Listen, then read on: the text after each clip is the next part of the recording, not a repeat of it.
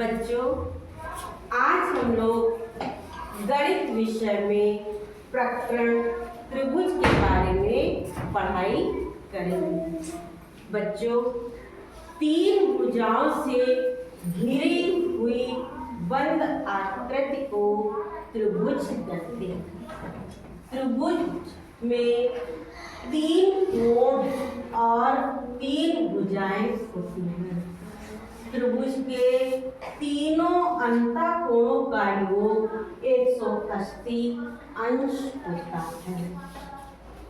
त्रिभुज में काखा रेखा आधार कहलाती है और बिंदुखा शीर्ष बिंदु कहलाता है। भुजाओं के आधार पर त्रिभुज तीन प्रकार के होते हैं: समबाहु त्रिभुज, समद्विबाहु त्रिभुज और विषम बाहु त्रिभुज। बच्चों, इस पीएलएम में आप देखेंगे एक त्रिभुज की आकृति दिखाई दे रही है। क्या आपको इस त्रिभुज में तीनों भुजाएं समान दिख रही हैं?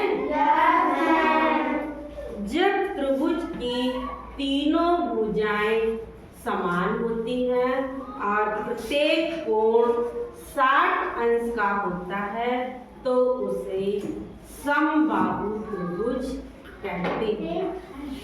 ठीक है बच्चों? Yes ma'am. इस चित्र में बच्चों आप देखेंगे तीन भुजाओं से घिरी बंद आकृति दिख रही है आपको?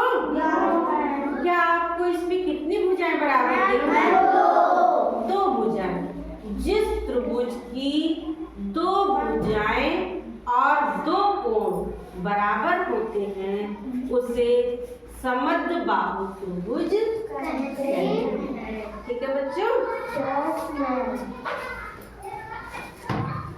अब इस चित्र में आप देखेंगे तीन भुजाओं से बंद आकृति दिखाई दे रही है ना, तो ये क्या कहलाएगा? त्रिभुज कहलाएगा। क्या कहलाएगा?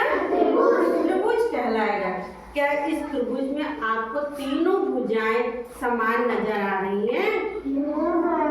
नहीं नजर आ रही ना?